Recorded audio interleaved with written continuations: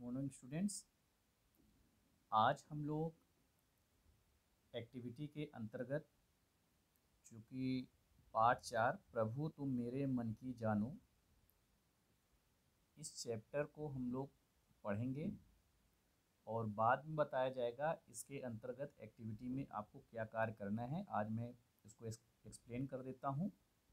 ठीक है, चैप्टर का नाम है प्रभु तुम मेरे मन की जानो। यह एक कविता है जिसको कि कवयित्री सुभद्रा कुमारी चौहान ने लिखा है।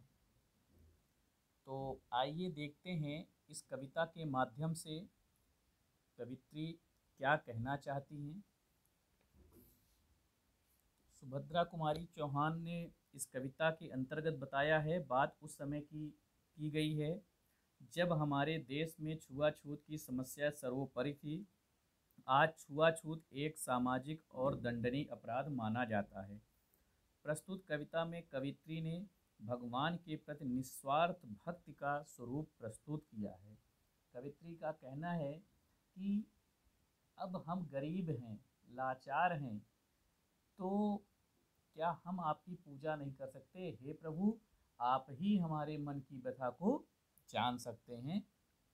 और इसी से इस चैप्टर का जो नाम रखा गया है, प्रभु तुम मेरे मन की जानो। आइए देखते हैं इस कविता में कवित्री क्या कह रही है। कवित्री कह रही है, मैं अछूत हूँ, मंदिर में आने को मुझको अधिकार नहीं है, किंतु देवता यह न समझना तुम पर मेरा प्यार नहीं है।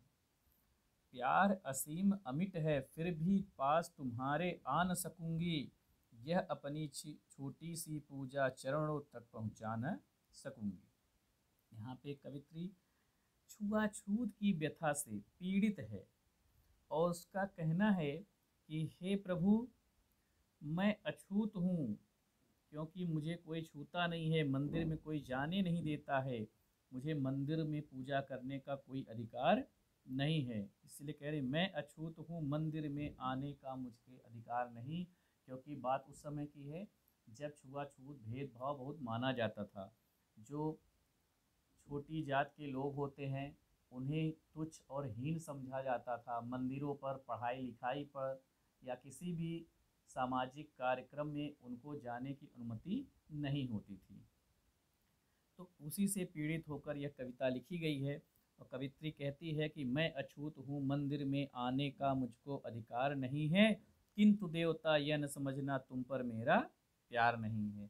वही कहती, हे प्रभु, हे भगवान, इससे आप यह न समझना कि आप पर मेरा प्यार नहीं है। मैं आपकी पूजा नहीं करना चाहती, मैं मन से, प्रेम से आपके प्यार को समझती हूँ, आपकी पूजा कर सकती हूँ। प्यार असीम अमिट है, फिर भी पास तुम्हारे आ न सकूंगी, यह अपनी छोटी सी पूजा चरणों तक पहुँचा न सकूंगी। हे प्रभु, हमारे अंदर असीम और अमिट प्यार है आपके लिए, फिर भी आपके पास मैं नहीं आ सकूंगी, क्योंकि जाति का जो बंधन है, जो या लोगों ने प्रथा बना रखी है कि दलितों को या जो छोटी जात के लोग हैं उनको मंदिर में जाने से रोका जाए, इस वजह से अपनी छोटी सी पूजा या छोटी सी जो भेंट है मैं आपके चरणों तक पहुंचा नहीं सकूंगी। इसलिए इस अंधकार में मैं छिपती छिपती आई हूँ, तेरे चरणों में खो जाऊं इतना व्याकुल मन लाई हूँ। मैं गरीबनी किसी तरह से पूजा का सामान जुटाती, बड़ी साज से तुझे पूजने मंदिर के द्वारे तक आती। हे प्रभु, इसीलिए मैं बच बचा कर किसी प्रकार से इस अंधकार में छिपती छिपती आई हूँ, तेरे चरणों में खो जाऊं इतना व्याकुल मन लाया हूँ। मेरा मन इतना ज़्यादा व्याकुल है कि ऐसा लगता है कि मैं आपके चरणों में ही यहाँ पर आके खो जाऊं।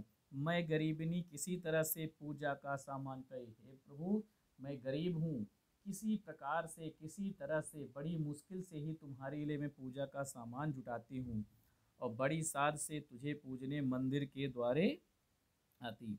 और अपनी बड़ी इच्छा लेकर, साध मतलब इच्छा, अभिलाषा होता है, अभिलाषा लेकर तुझे पूजने मंदिर के मैं द्वार तक आती। आगे देखते हैं। कह देता कह देता है किंतु पुजारी यह तेरा भगवान नहीं है।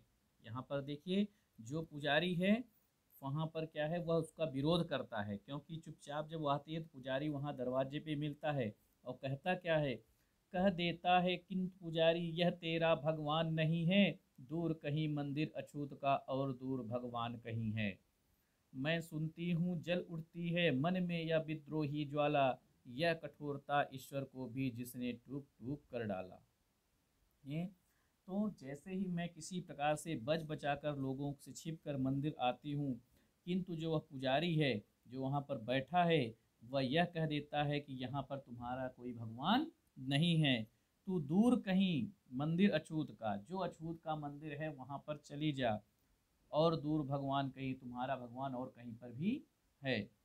मैं सुनती हूँ जल उठती है मन में या विद्रोही ज्वाला, और जब इतने कठोर शब्द सुनती हूँ तो मेरे अंदर विद्रोह की ज्वाला जल उठती है। यह कठोरता ईश्वर को भी जिसने टूक टूक कर डाला।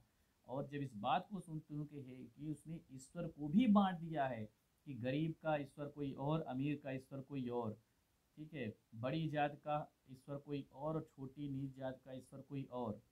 तो इस प्रकार से तो जब ऐसी बातें सुनती हूँ तो मेरे मन में विद्रोही ज्वाला जल उठती है। आगे देखिए अगली पंक्ति में, यह निर्मम समाज का बंधन और अधिक अब सह न सकूंगी। यह निर्मम समाज का बंधन और अधिक अब सह न सकूंगी, यह झूठा विश्वास प्रतिष्ठा झूठी इसमें रह न सकूंगी। ईश्वर भी दो हैं यह मानूं मन मेरा तैयार नहीं है, किंतु देवता यह न समझना तुम पर मेरा प्यार नहीं है। तो यह निर्मम समाज का बंधन, यह जो कठोर समाज है, जो कठोरता की बात करता है, इनके बंधन को और अब मैं अधिक नहीं सह पाऊंगी। यह झूठा विश्वास, यह विश्वास भी झूठा है और उसका प्रतिष्ठा सम्मान वो भी झूठा है, अब इसमें मैं रह न सकूंगी। ईश्वर भी दो हैं, कि तुम्हारा कहने का मतलब है, ये समाज का जो कहने का तात्पर्य होता है कि ईश्वर भी दो हैं, यह मेरा मन मानने को तैयार नहीं है, इस पर मैं विश्वास नहीं कर सकती कि ईश्वर भी दो होते हैं। तो किंतु देवता यह न समझना तुम पर मेरा प्यार नहीं है। हे देवता, लेकिन आप ये मत समझना कि तुम पर मेरा जो अटूट प्रेम है, अटूट विश्वास है, वह नहीं है। तुम कह दो तुमको उनकी इन बातों पर विश्वास नहीं है, छूत अछूत धनी निर्धन का भेद तुम्हारे पास नहीं है। छूत अछूत धनी निर्धन का भेद तुम्हारे पास नहीं है।